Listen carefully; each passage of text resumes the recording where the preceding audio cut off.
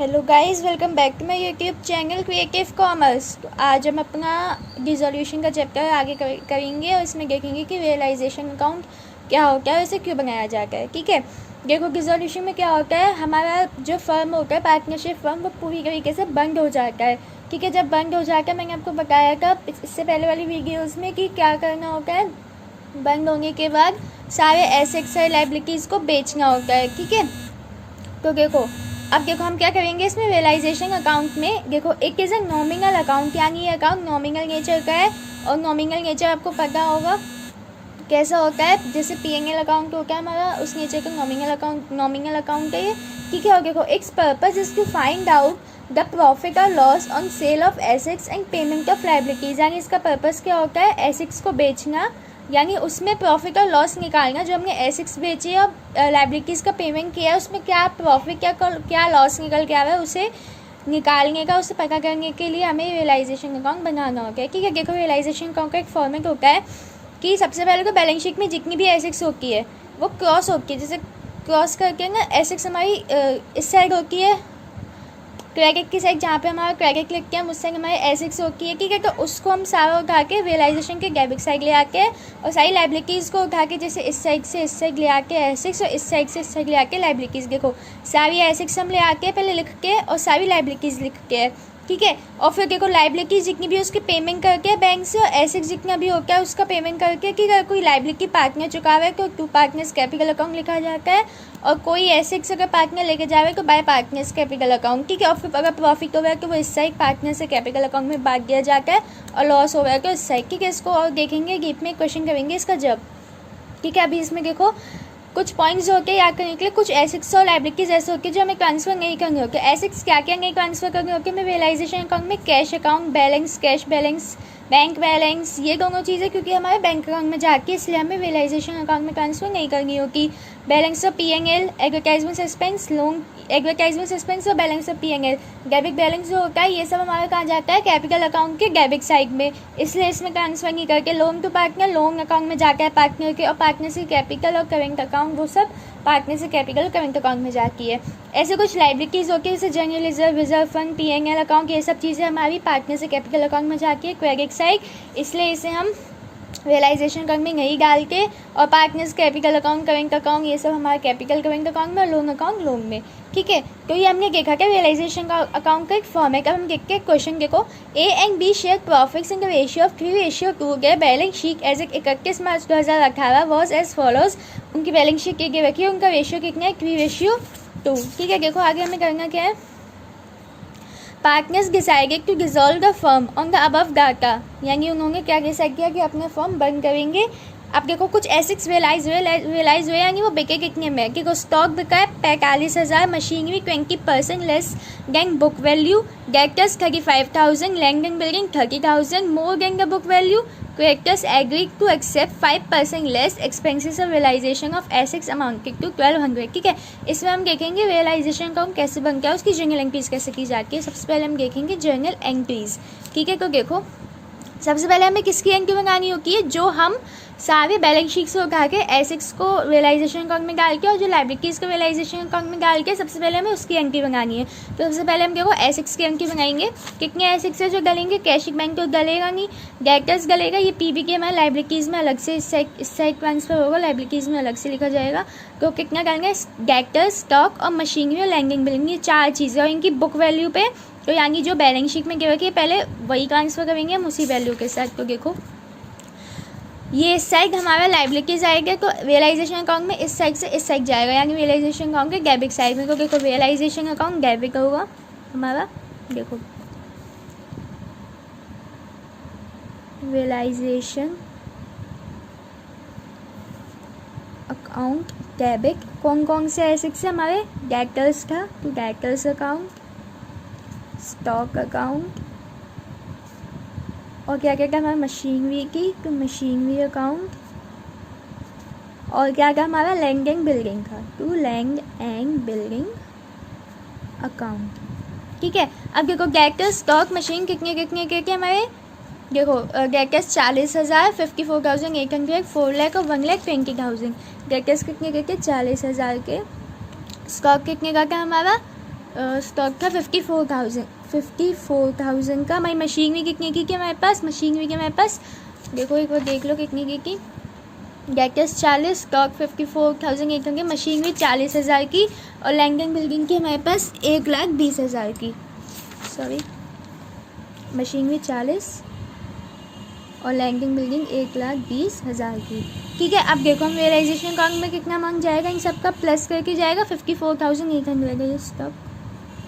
ठीक है, इन सबका प्लस करके 1,20,000, 40 ये हो गए 2,00,000, 2,54,800, 2,54,800 हमारा हो गया पार्टनर्स के, मतलब सॉरी पार्टनर्स में क्या भी हमने रियलाइजेशन अकाउंट में सारे एसेट्स अपने डाल दिए। ठीक है, अब हम किस क्लेम की मंगाएंगे, रियलाइजेशन अकाउंट में अपने लाइबिलिटीज़ डालने की।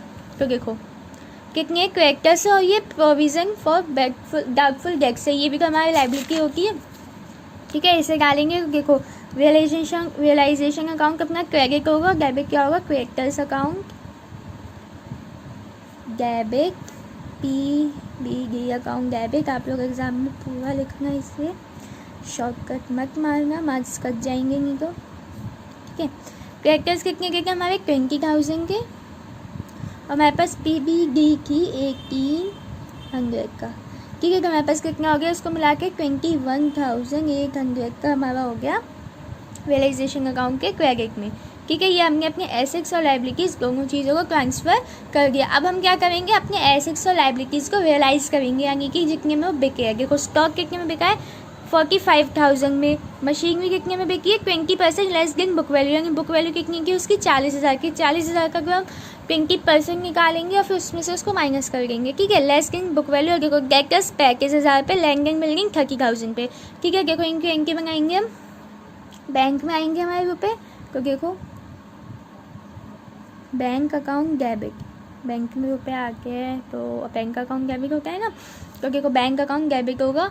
और देखो हम ऐसा भी कर सकते हैं कि एक बार में जनरल एंट्री में bank account debit to realisation account करके लिख गए, या फिर ऐसे लिख सकते हैं हम सारे एसेट्स का नाम लिख के, तो हम एक बार में कर देंगे bank account debit to realisation account.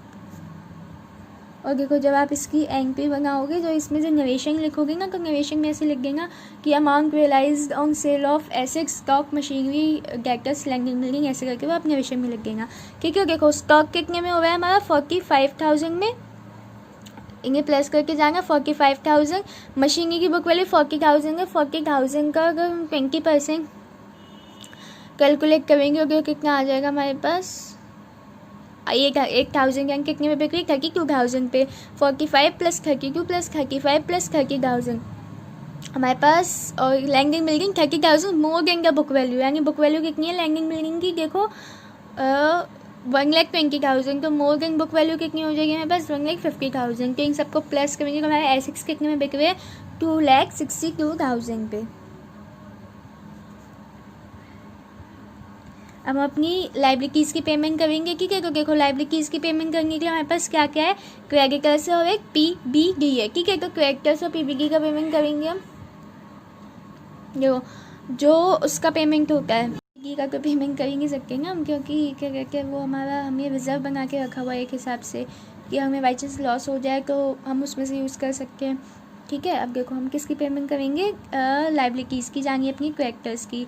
तो देखो हमारे पास जब बैंक से पैसे पेमेंट करेंगे हम तो हमारा बैंक अकाउंट क्रेडिट होगा और डेबिट क्या होगा हमारा क्रेडिटर्स का अकाउंट। ठीक है, तो कितने में हो रहा है हमारे क्रेडिटर्स की पेमेंट, देखो creditors agree to accept 5% less, यानी हमारे पास क्रेडिटर्स थे कितने के 20,000 का, 20,000 का 5% लेस करेंगे हम तो हमारे पास कितना आ जाएगा, ये आ जाएगा हमारे पास 19,000। 20,000 हमारे पास 5% हो जाएगा तो हमारे पास आ जाएगा 19,000 के क्रेडिटर्स की हमें पेमेंट करनी है।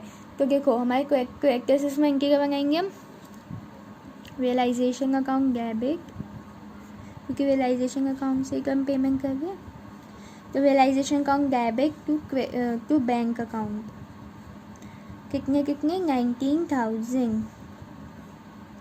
ठीक है, ये बन गई हमारी एंट्री। अब हमें लास्ट एंट्री क्या बनानी होती है, इसमें हमारे रियलाइजेशन अकाउंट में प्रॉफिट या लॉस आ रहा है उसकी।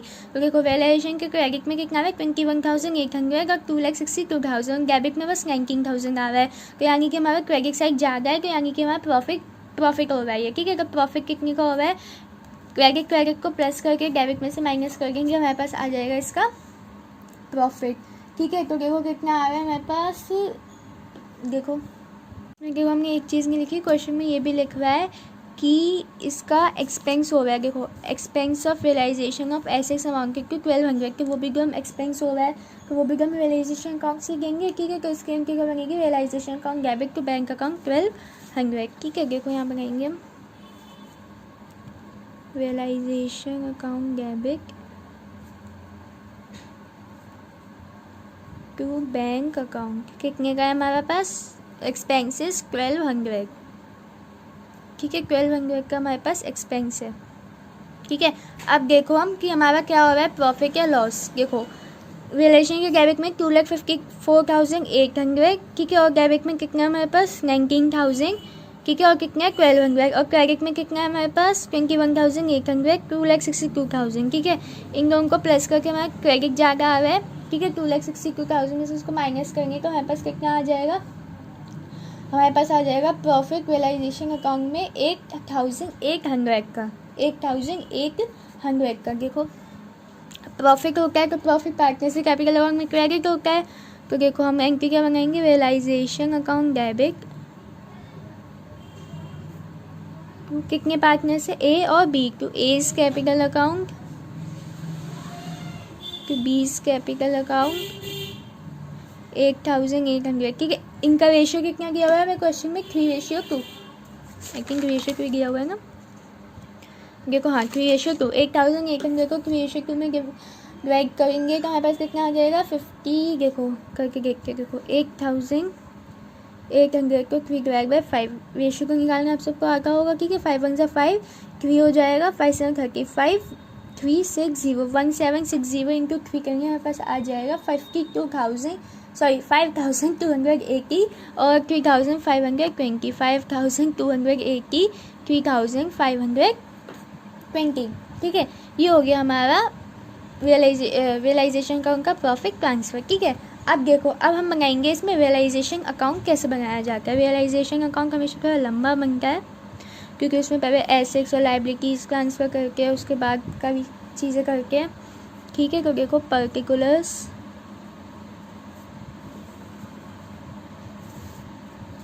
अमाउंट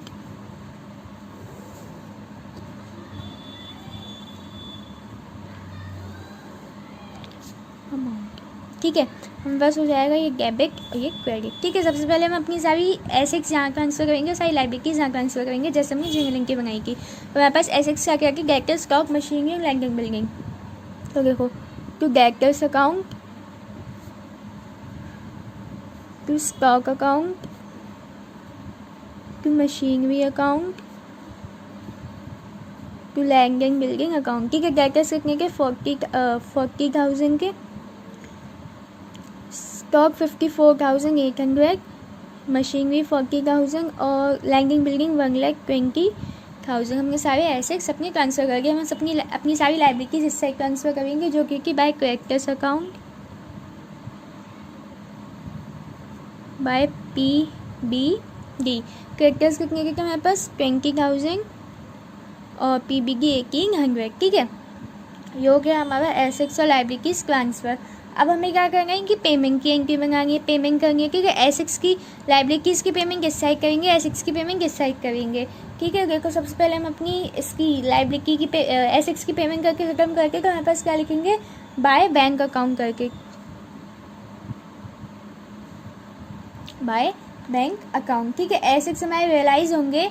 ठीक है, तो हमारे पास एंट्री क्या बनी, एसेट्स रियलाइज़ कितने के हुए, हमारे पास 2,62,000 के हुए टोटल हमने किया था, है ना। और हमारे पास लाइबिलिटीज़ कितने की रियलाइज़ हुई थी, टू बैंक अकाउंट। लाइबिलिटीज़ कितने के हुए थे हमारे पास, क्रेडिटर्स कितने के हुए थे 19,000 के। ठीक है, ये हो गया हमारा इतना। ठीक है, अब हमें क्या करना है, इसमें हमने एक एक्सपेंस भी पे किया था तो वो भी हमारे बैंक अकाउंट से जाएगा। तो एक्सपेंस कितने का था, आई थिंक 1,200 का एक्सपेंस था हमारा।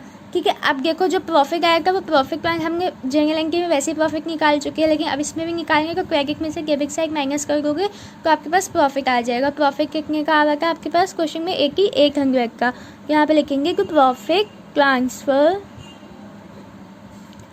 To partners capital account. और कितने का है आपके पास, कौन कौन पार्टनर है, ए और बी, ठीक है। प्रॉफिट कितने का आपके पास, 8800 का, सॉरी हाँ 8800 का। ए को कितना मिला था आपका 55,280, मैं बार बार 52,000 बोल रही हूँ उसको, 3,520, ठीक है। अब हमारे पास टोटल देखो, क्रेडिट साइड का हमारे पास टोटल कितना आया कि 2 लाख, देखो 2,62,000 83,800, तो हमारे पास कितना आएगा 2,83,800 और 2,83,800, ठीक है। तो ये हमारा रियलाइजेशन अकाउंट, पहले एसेट्स ट्रांसफर करके इस साइड, लाइबिलिटी इस साइड, फिर जितनी भी एसेट्स लाइबिलिटी की पेमेंट की होती है वो इस साइड से काट के, क्योंकि बैंक अकाउंट हमारा क्रेडिट होता है उस टाइम पे जब हम बैंक अकाउंट से पैसे निकल के हमारे, और एसेट्स का अमाउंट हमारा यहाँ पे रियलाइज़ होता है, बैंक अकाउंट में पैसे आते हैं बाय बैंक अकाउंट डेबिट होता है कि बाय बैंक अकाउंट, ठीक है। फिर जितना प्रॉफिट आएगा उस साइड, लॉस आएगा उस साइड डिस्ट्रीब्यूट कर देंगे, ठीक है। तो ये का हमारा रियलाइजेशन अकाउंट और उसकी जर्नल एंट्रीज कैसे बनाई जाती है। अगर आपको वीडियो पसंद आई हो, समझ आया रियलाइजेशन अकाउंट क्या होता है, कैसे बनाया जाता है, तो इसको लाइक कीजिएगा, शेयर कीजिएगा और कमेंट करके बताइएगा कि वीडियो कैसी लगी। और अगर अभी तक चैनल को सब्सक्राइब नहीं किया है तो इसको सब्सक्राइब कीजिए। समझ में आया क्या? 101% on the biggest.